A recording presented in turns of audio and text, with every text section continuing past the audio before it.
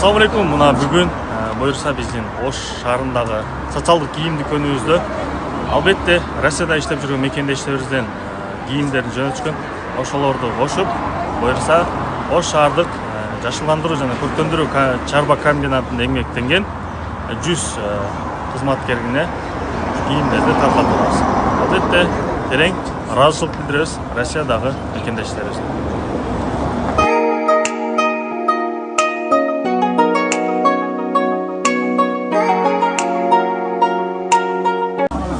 Кийим дүкөндө эмнелер бар? Кийим дүкөндө үйгө керектелчү могул жерде буюмдар, могул жерде кичинекей балдар кыздардын кийимдери, могул жерде мужскойлор, келиптер, могул жерде көпчүлүк эжелер, айымдардын көйнөктөрү, бул жактардагы ошол кыз балдардын кийимдери. Буюрса кийим таркатачыбыз берекеттүү аяктап атат. Тынччылык болсун, аманчылык болсун, жакшылыктар болсун үчүн. Бардыгыбыз тынч болойлу. Силер дагы аман болуңуздар. Силерге рахмат. Макул болуп беришке.